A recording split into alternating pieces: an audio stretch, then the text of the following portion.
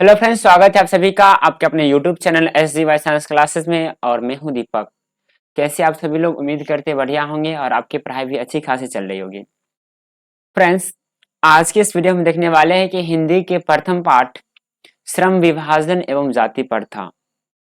यहाँ से आपके एग्जाम में प्रत्येक वर्ष प्रश्न आते हैं, चाहे वो ऑब्जेक्टिव हो और सब्जेक्टिव हो। तो आज के इस वीडियो में देखने वाले ऑब्जेक्टिव प्रश्न को अगर आप इतना प्रश्न कर लेते हैं तो आप अगर आपके एग्जाम में क्वेश्चन आते हैं तो इससे बाहर आपके एग्जाम में क्वेश्चन नहीं आएंगे और आपका क्वेश्चन नहीं छूटेगा।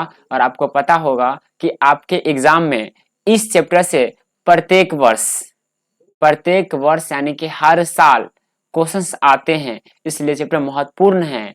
और महत्वपूर्ण है तो आपको ये अब कंफ्यूज होता होंगे कि कौन से क्वेश्चन आएंगे। तो उन सही प्रश्नों को हम आज लेके आएंगे। इतना प्रश्न कर लिए तो इस चैप्टर से एक भी प्रश्न आपसे नहीं छूटेगा। तो चलिए शुरू करते हैं हम लोग आज की इस वीडियो को। तो देखिएगा, चैप्टर का नाम है श्रम विभाजन एवं जाति प्रथा। पाठ का क्या नाम है? श्रम विभाजन और जाति प्रथा। क्या नाम है? श्रम विभाजन और जाति प्रथा। जिनके लेखक कौन है तो सबसे पहले याद रखिएगा, इनके लेखक है डॉक्टर भीमराव अंबेडकर। कौन है लेखक इनके?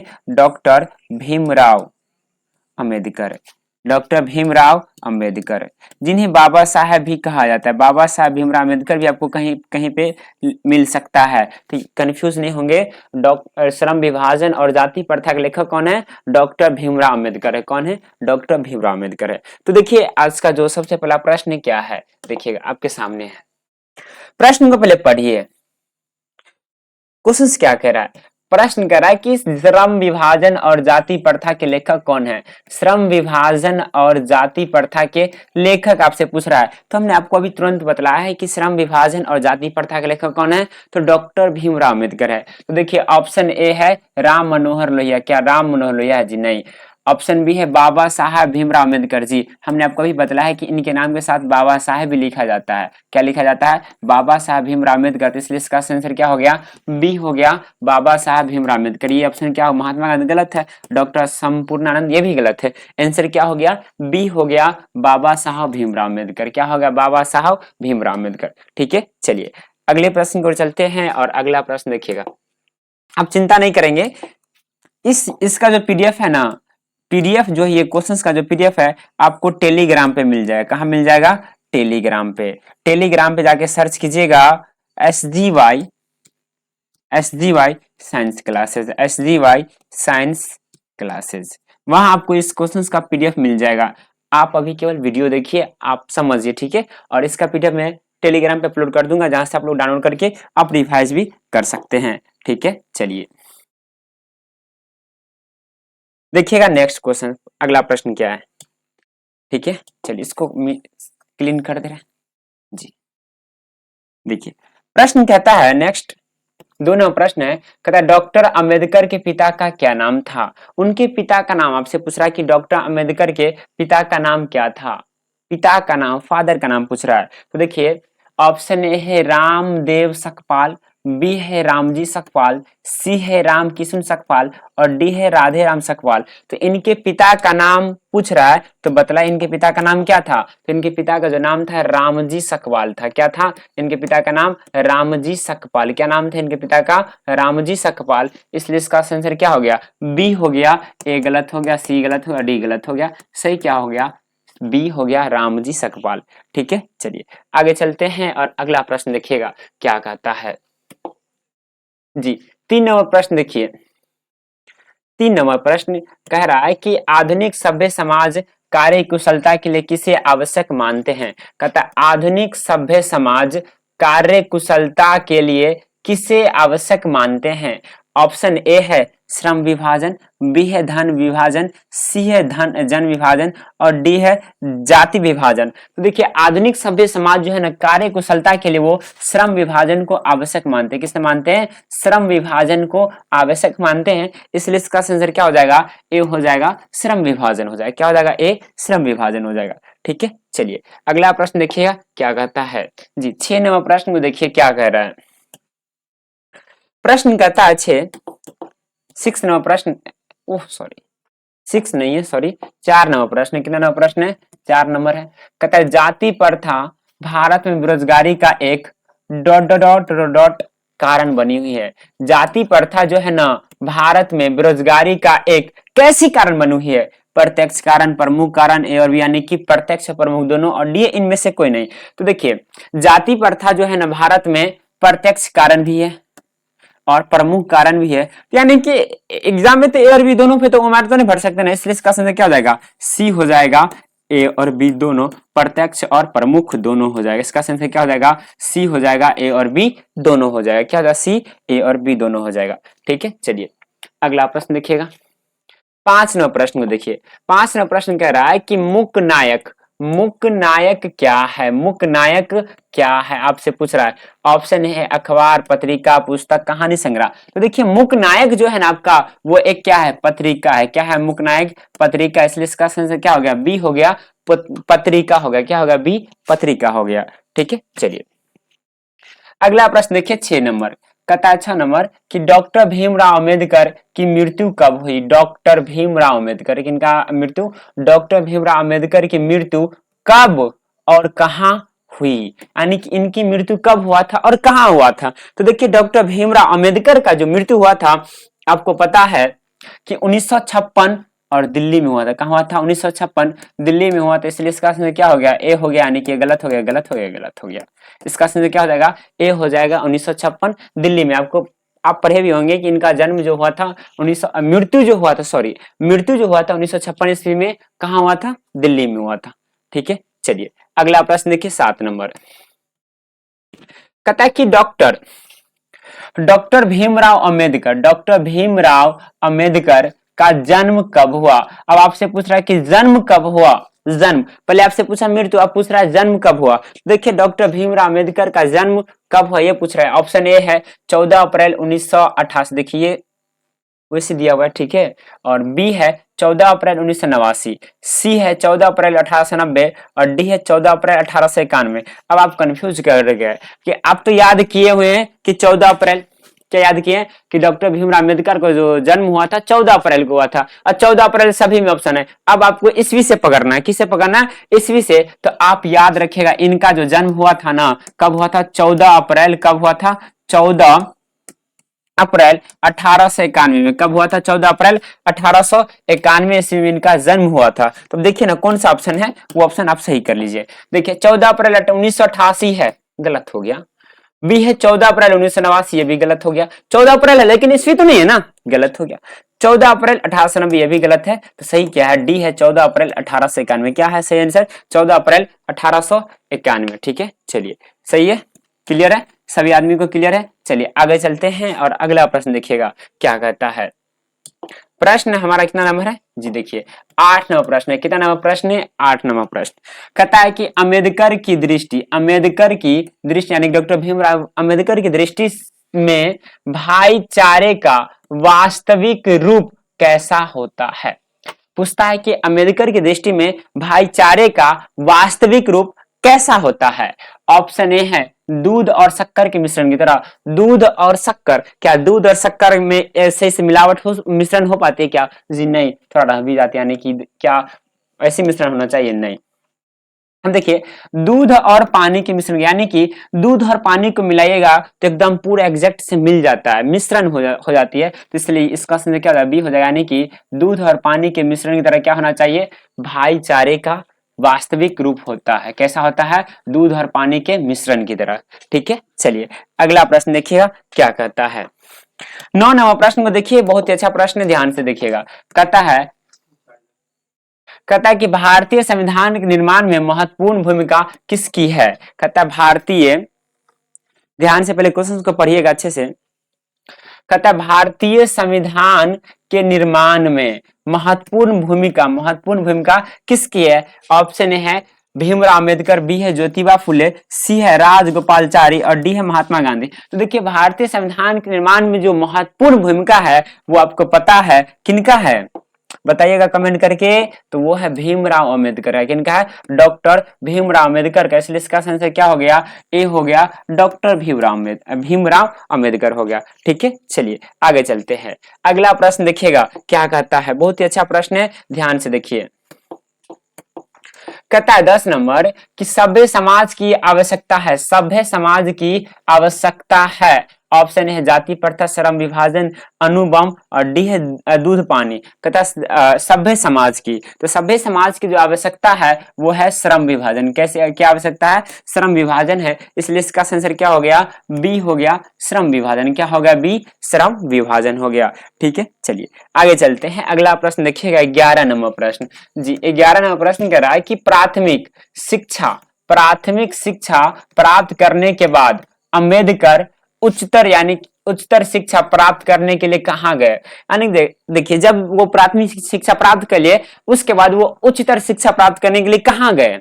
ये आपसे पूछ रहा है। इटली, दक्षिण अफ्रीका, न्यूयॉर्क और डी है दक्षिण कोरिया। तो बतलाइए कि वो उच्चतर शिक्षा प्राप्त करने के लिए कहाँ गए थे? तो वो गए थे न्यूयॉर्क। कहाँ गए थे? न्यूयॉर्क। इसलिए इसका आंसर क्या हो जाएगा? सी हो जाएगा, न्यूयॉर्क ऐसे लिखा था। न्यूयॉर्क चले गए थे इसलिए इसका आंसर क्या हो गया? सी हो गया, न्यूयॉर्क हो गया। क्या होगा? सी इसका आंसर हो गया। ठीक है, चलिए आगे चलते हैं। 12 नंबर प्रश्न कहता है कि अम्बेडकर चिंतन व रचनात्मक के लिए प्रेरक व्यक्ति थे। कहता है अम्बेडकर चिंतन व रचनात्मक के लिए प्रेरक व्यक्ति थे बुद्ध, कबीर, ज्योतिबा फुले। डी है इनमें से सभी। डी क्या है? इनमें से सभी। तो देखिए रचनात्मक के लिए प्रेरक व्यक्ति बुद्ध, कबीर, ज्योतिबा फुले, इसलिए इसका आंसर क्या हो जाएगा? डी हो जाएगा, इनमें से सभी हो जाएगा। क्या हो जाएगा? डी, इनमें से सभी आंसर हो गया। ठीक है, चलिए आगे देखिए। अगला प्रश्न देखिएगा। प्रश्न कह रहा है कि जाति पाति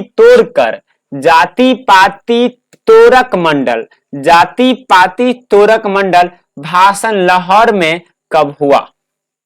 कहता जाति पाति तोरक मंडल भाषण लाहौर में। कहा? लाहौर में, जो वर्तमान में कहा है? पाकिस्तान में। लाहौर वर्तमान में कहा है? पाकिस्तान में है। वहां भाषण जो था वो कब हुआ था? ऑप्शन है 1942 में, 1940 में, 1937 में, डी है 1938 में।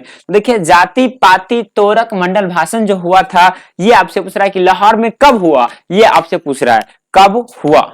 जल्दी से बतलाइए 13 नंबर प्रश्न का सही आंसर क्या हो जाएगा? तो देखिए जाति पाति तोरक मंडल भाषण जो लाहौर में हुआ था वो 1936 में हुआ था। कब हुआ था? 1936 में। इसलिए इसका आंसर क्या हो गया? सी हो गया, 1936 हो गया। क्या होगा? सी, 1936। ठीक है, चलिए क्लियर है। चलिए आगे चलते हैं। नेक्स्ट कह रहा है कि श्रम विभाजन और जाति प्रथा क्या है? श्रम विभाजन और जाति प्रथा जो आपके बुक में जो पाठ है वो है क्या? कहानी है, भाषण है, निबंध है, साक्षात्कार है? तो बतलाइएगा क्या है। देखिए श्रम विभाजन जाति प्रथा क्या कहानी है? जी नहीं। भाषण है? नहीं। है क्या? निबंध है। श्रम विभाजन जाति प्रथा क्या है? एक निबंध है। इसलिए इसका आंसर क्या हो गया? सी हो गया, निबंध हो गया। क्या होगा? इसका आंसर हो जाएगा सी, निबंध हो जाएगा। ठीक है, चलो आगे चलते हैं। अगला प्रश्न देखिए 15 नंबर देखिएगा क्या कहता है। जी 15 नंबर कहता है 15 कि निम्नलिखित रचनाओं में से कौन सी रचना डॉक्टर अंबेडकर की है? निम्नलिखित रचनाओं में से कौन सी रचना डॉक्टर अंबेडकर की, यानी कि कौन सी रचना जो है ना डॉक्टर अंबेडकर जी के द्वारा लिखा गया है? ऑप्शन ए है the caste in India, the untouchables who are they, और सी है हु आर सुद्रास, और डी है इनमें से सभी। डी क्या है? इनमें से सभी। तो देखिए आपको पता है कि the caste in India doctor Bhimrao Ambedkar की रचना है कि नहीं? जी बिल्कुल है। और बी है the untouchables who are they, ये भी है। और देखिए हु आर सुद्राज, ये भी है। यानी कि ए और बी सी हो गया, तीनों हैं। तो इसलिए इसका आंसर क्या हो गया? डी हो जाएगा। एग्जाम में आप क्या घस के आएंगे? इनमें से सभी हो जाएगा। इसका आंसर क्या हो जाएगा? डी हो जाएगा, इनमें से सभी हो जाएगा। क्या? डी, इनमें से सभी हो जाएगा। ठीक है, चलिए अगला प्रश्न देखिए 16 नंबर कहता है आधुनिक सभ्य समाज श्रम विभाजन को आवश्यक क्यों मानता है? कहता है आधुनिक सभ्य समाज श्रम विभाजन को आवश्यक क्यों मानता है? आधुनिक सभ्य समाज जो है ना वो श्रम विभाजन को आवश्यक क्यों मानता है? ऑप्शन ए है कार्य कुशलता के लिए, भाईचारे के लिए, रूढ़िवादिता के लिए, इनमें से कोई नहीं। तो बतलाइएगा आधुनिक सभ्य समाज जो है श्रम विभाजन का आवश्यक क्यों मानता है? तो इसका जो सही आंसर हो जाएगा ए हो जाएगा। क्या इसका सही आंसर हो जाएगा? ए, कार्य कुशलता के लिए। किसके लिए? कार्य कुशलता के लिए। इसलिए इसका आंसर क्या हो गया? ए हो गया, कार्य कुशलता के लिए। ठीक है, चलिए अगला प्रश्न देखिए 17 कहता है श्रम विभाजन और जाति प्रथा, श्रम विभाजन और जाति प्रथा पाठ बाबा साहब के किस भाषण का संपादित अंश है? कहता श्रम विभाजन और जाति प्रथा बाबा साहब के किस भाषण का संपादित अंश है? संपादित अंश है। तो देखिए श्रम विभाजन और जाति प्रथा भाषण जो है वो जो है बाबा साहब के किस भाषण का संपादित अंश है? तो वो है एनिहिलेशन ऑफ कास्ट। क्या है? एनिहिलेशन ऑफ कास्ट का संपादित अंश है। इसलिए इसका आंसर क्या हो गया? सी हो गया, एनिहिलेशन ऑफ कास्ट हो गया। ठीक है, क्लियर है? चलिए आगे चलते हैं और अगला प्रश्न देखिएगा क्या कहता है। 18 के बाद क्या 19 नंबर। चलो अब इस तरह से कहता है 19 कि अम्बेडकर के भाषण annihilation of caste, annihilation of caste को किसने हिंदी में रूपांतरण किया? यानी कि अम्बेडकर का जो भाषण, अम्बेडकर जी का जो भाषण था एनिहिलेशन ऑफ कास्ट, इनका हिंदी में रूपांतरण यानी कि हिंदी में अनुवाद किसने किया था? ये आपसे पूछ रहा है कि हिंदी अनुवाद किसने किया था।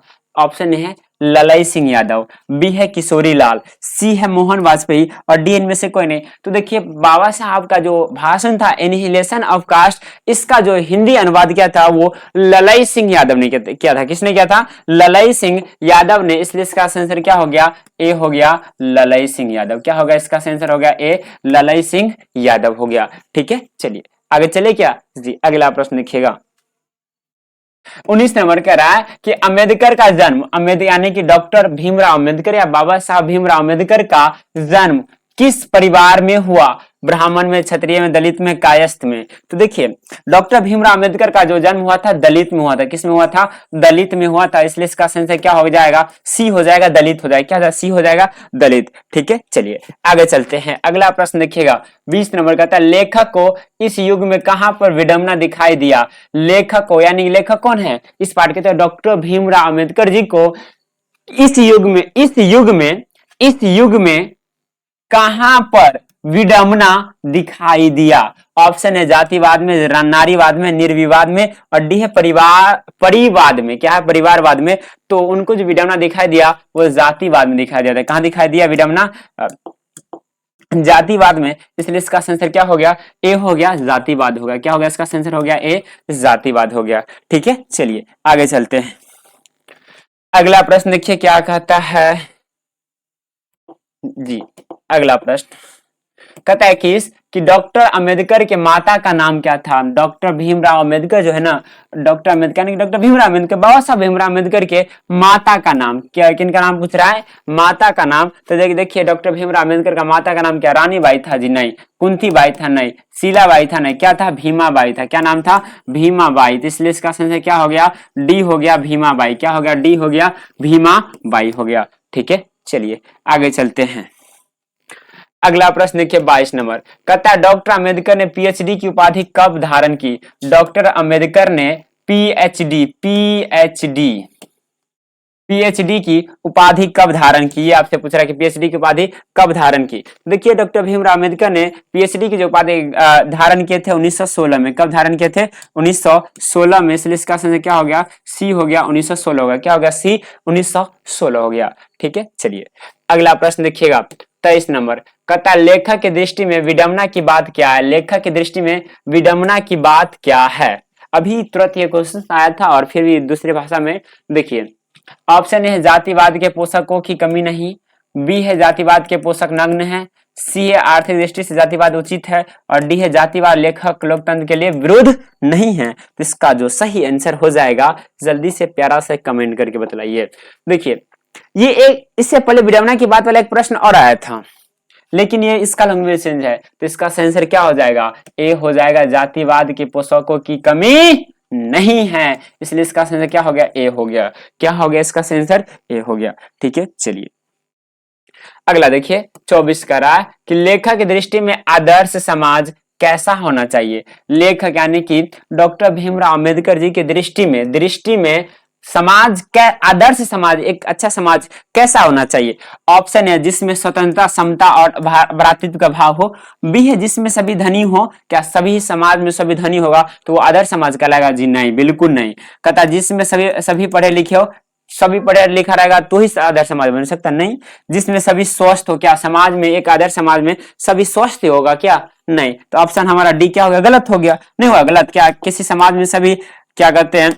स्वस्थ हो सकता है क्या जी? नहीं। क्या आदर्श समाज वही कहलाएगा जो सभी स्वस्थ है? नहीं। जिसमें सही पढ़े लिखे, क्या पढ़े लिखे समाज आदर्श समाज कहलाते हैं? नहीं। जिसमें सभी धनी होगा, क्या वही समाज धनी आदर्श समाज कहलाएगा? नहीं।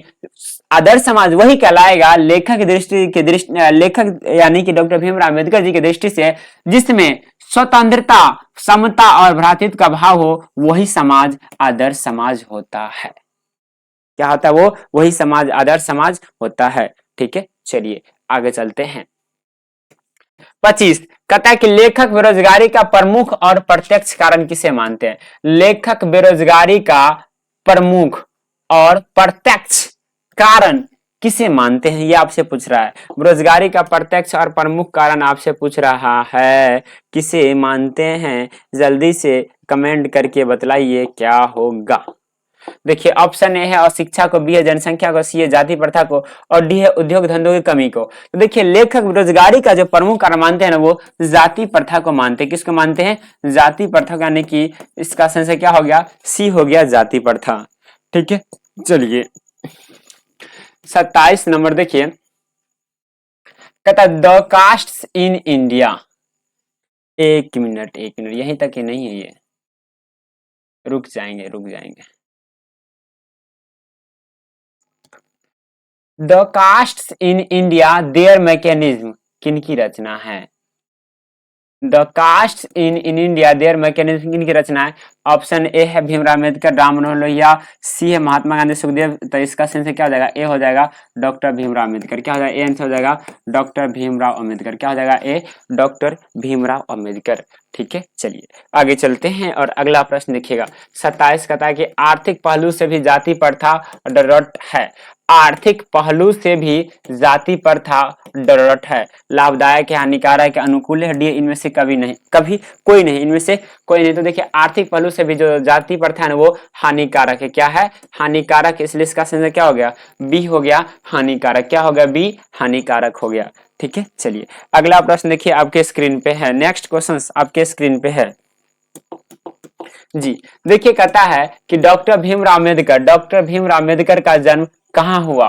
डॉक्टर भीमराव अम्बेडकर का जन्म कहाँ हुआ? तो ये आपको मालूम है कि डॉक्टर भीमराव अम्बेडकर का जन्म जो हुआ था महू मध्य प्रदेश में था। कहाँ हुआ था? महू मध्य प्रदेश में। इसलिए इसका आंसर क्या हो गया? ए हो गया, महू मध्य प्रदेश। क्या होगा? इसका आंसर हो गया ए, महू मध्य प्रदेश। ठीक है, चलिए अगला प्रश्न देखिएगा क्या कहता है जी।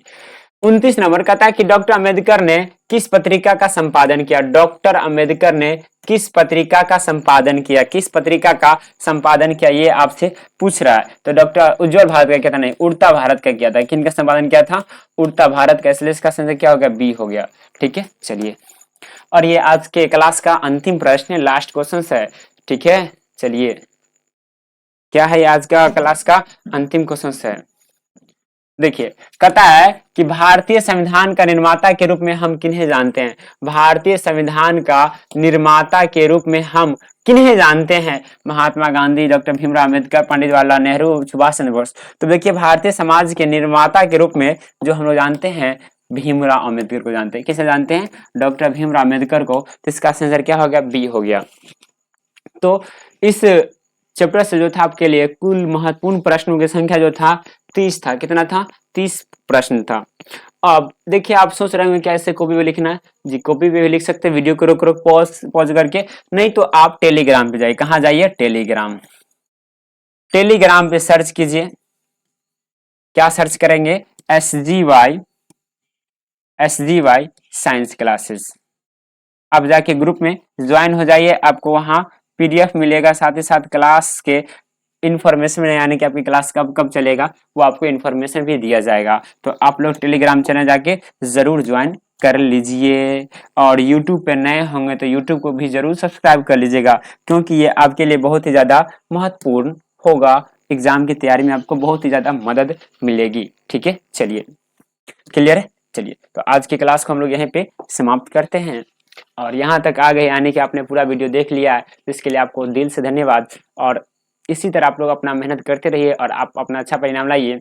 और एक बात और कि अगर आपको ये वीडियो अच्छा लगा होगा तो दोस्तों को भी जरूर शेयर कर दीजिएगा। उनका भी एग्जाम है और उनके एग्जाम है तो उनका भी अच्छा एग्जाम जाने के लिए वीडियो को, यानी कि हम जो वीडियो डालते हैं उससे वीडियो आपके लिए महत्वपूर्ण होते हैं। इसलिए दोस्तों को भी शेयर कर दीजिए और दोस्त को भी बोल दीजिए कि चैनल सब्सक्राइब कर दे, और जब भी हम लाइव आए तो उनको और आपको सबसे पहले नोटिफिकेशन जाए। तो मिलते हैं अगले वीडियो में, तब तक के लिए ओके बाय।